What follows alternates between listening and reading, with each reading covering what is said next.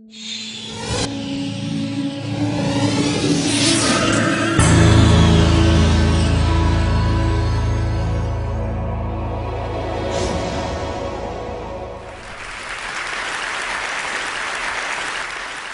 believe driving is an activity solely reserved for those who can see. A blind person driving a vehicle safely and independently was thought to be an impossible task. Until now. Hello, my name is Dennis Hong, and we're bringing freedom and independence to the blind by building a vehicle for the visually impaired. So before I talk about this car for the blind, let me briefly tell you about another project I worked on called the DARPA Urban Challenge. Now, this was about building a robotic car that can drive itself. You press start, nobody touches anything, and it can reach its destination fully autonomously. So in 2007, our team won $500,000 by placing third place in this competition. So about that time, the National Federation of the Blind, or NFB, challenged the research community about who can develop a car that lets a blind person drive safely and independently. We decided to give it a try because we thought, hey, how hard could it be? We just have already an autonomous vehicle, we just put a blind person in it, and we're done, right? We could have been more wrong. What NFB wanted was not a vehicle that can drive a blind person around, but a vehicle where a blind person can make active decisions and drive. So we had to throw everything out the window and start from scratch. So to test this crazy idea, we developed a small dune buggy prototype vehicle to test the feasibility. And in the summer of 2009, we invited dozens of blind youth from all over the country and give them a chance to give it for a spin. It was an absolutely amazing experience. But the problem of this car was it was designed to only be driven in a very controlled environment, in a flat, closed-up parking lot, even the lanes defined by red traffic cones. So with this success, we decided to take the next big step, to develop a real car that can be driven on the real roads. So how does it work? Well, it's a rather complex system, but let me try to explain it, make it simplified. So we have three steps. We have perception, computation, and non-visual interfaces. Now, obviously, the driver cannot see, so the system needs to perceive the environment and gather information for the driver. For that, we use an inertial measurement unit, so it measures acceleration, angular acceleration, like a human ear, inner ear. We fuse that information with a GPS unit to get an estimate of the location of the car.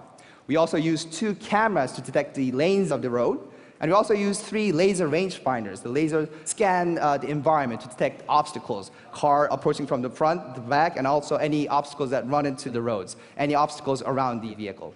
So all this vast amount of information is then fed into the computer, and the computer can do things.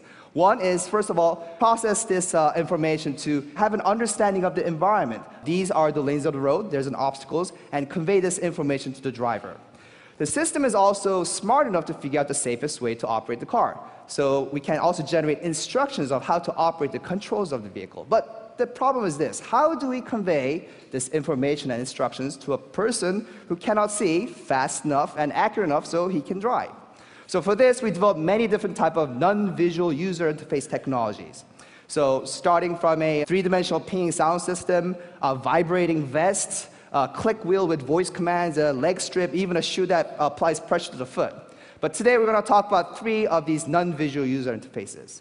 Now, the first interface is called a drive grip. So these are a pair of gloves that has vibrating elements on the knuckle part, so it can convey instructions about how to steer, the direction and the intensity. Another device is called Speed Strip. So this is a chair, as a matter of fact, it's actually a massage chair. We got it out and we rearrange these vibrating elements in different patterns, and we actuate them to convey information about the speed and also instructions on how to use the gas and the brake pedal.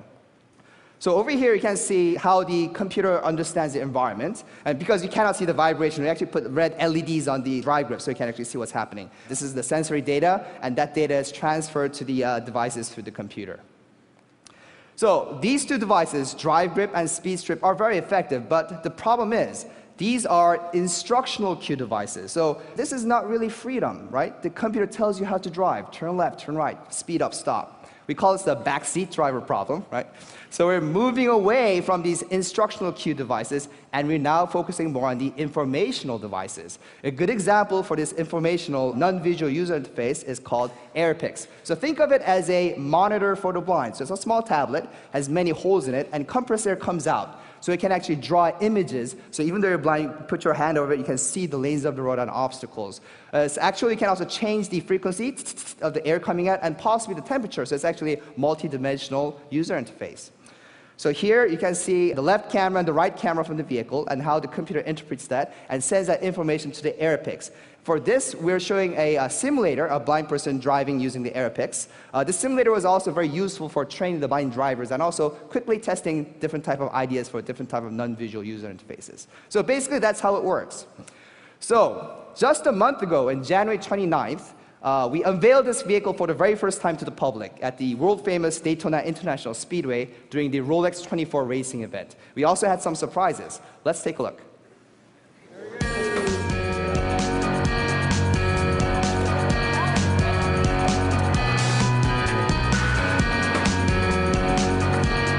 It is an historic day, Jim Larry.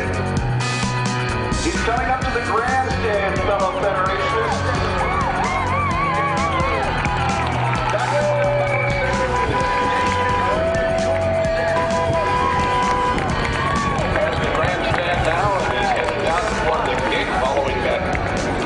Out in front of him. Well, there comes the first box, and now let's see if Mark avoids it.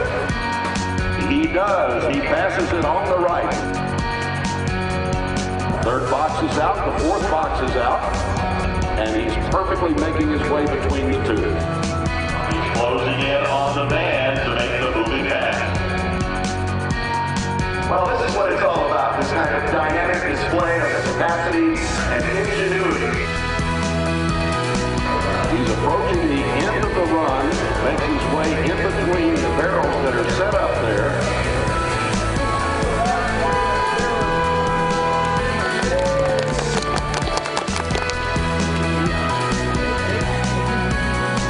I'm so happy. I'm so glad. Mark's going to give me a ride back to the hotel, right? Yeah.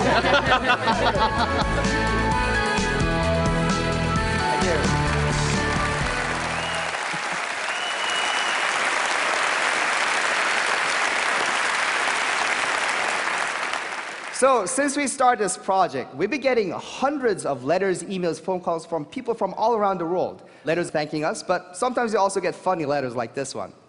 Now I understand that where there's Braille on a drive of ATM machine, right? But sometimes I also do get, I wouldn't call it hate mail, but letters of really strong concerns. Dr. Hong, are you insane? Trying to put blind people on the road? You must be out of your mind. But this vehicle is a prototype vehicle, and it's not going to be on the road until it's proven safe as, or safer than today's vehicle, and I truly believe this can be happen. But still, would the society, would they accept such a radical idea? How are we going to handle insurance? How are we going to issue a driver license? There's many of these kind of different hurdles besides technological challenges that we need to address before this becomes a reality. Of course, the main goal of this project is to develop a car for the blind, but potentially more important than this is the tremendous value of the spin-off technology that can come from this project. The sensors that we use can see through the dark, the fog, and rain, and together with these new type of interfaces, we can use these technologies and apply to safer cars for sighted people. Or for the blind, everyday home appliances in the educational setting, in the office setting.